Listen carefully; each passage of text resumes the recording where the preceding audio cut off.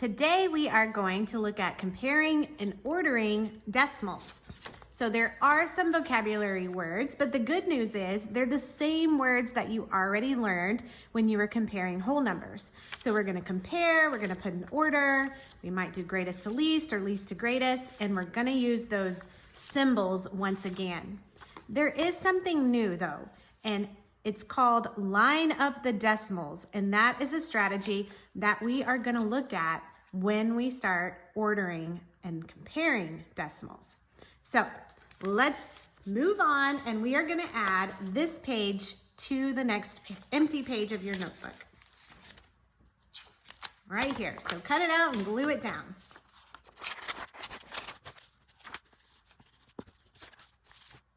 Okay, so we're gonna talk about comparing decimals. And one of the best ways to compare decimals is to use a model. If you use a model, you can see how big each decimal value is, and then you can just look and tell which one's bigger or which one is smaller. So let's first read these decimals. Now remember our poem. First we say the name as if there were no dot, then we say the name of the last place value spot. So this would be 78 hundredths. This would be 52 hundredths, and this would be 4 tenths. So we are going to model 78 hundredths, 52 hundredths, and 4 tenths.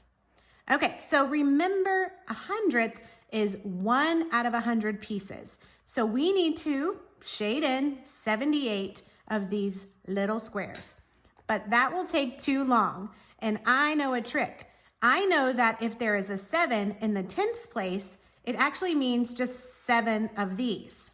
So I can start by shading in 7 of these.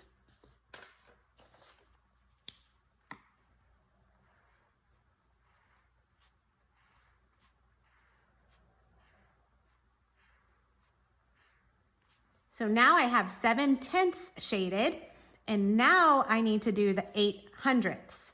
So now I can just shade in 8 of these. 1, 2, 3, 4, 5, 6, 7, 8. So this is what 78 hundredths looks like. So now let's try the next one, 52 hundredths. So how many of these do you think I should shade? 1, 2. I should shade 5 of them because there's a 5 in the tenths place. All right, so now how many of these should I shade? This is a hundredth, and there's a 2 in the hundredths place, so I need to shade 2 of them.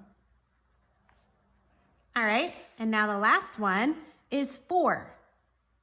Does that mean I'm gonna shade 4 of these or 4 of these? We have to pay attention to what place the 4 is in. Since the 4 is in the first place after the decimal, it's in the tenths place. So we need to shade 4 tenths. So here's 1, 2, 3, 4. All right, we're done shading. And now step 2 says to look at the models to see which decimal value covers the most space.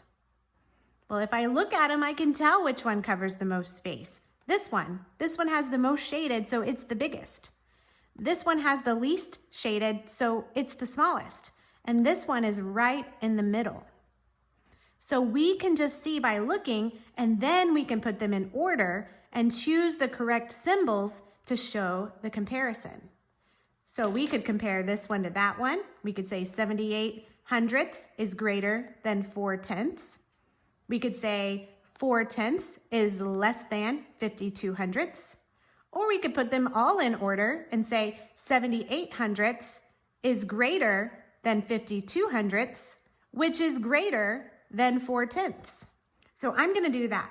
So I'll start by saying the number.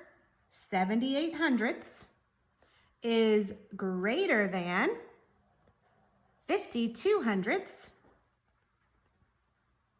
which is greater than 4 tenths. Okay, here are some tips you should remember. Compare models visually only if they're the same size.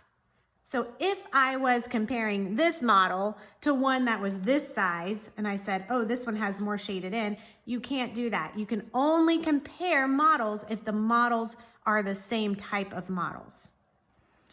Recognize the difference between tenths and hundredths. Just like we talked about here, you have to be sure, are you shading a tenth or are you shading a hundredth?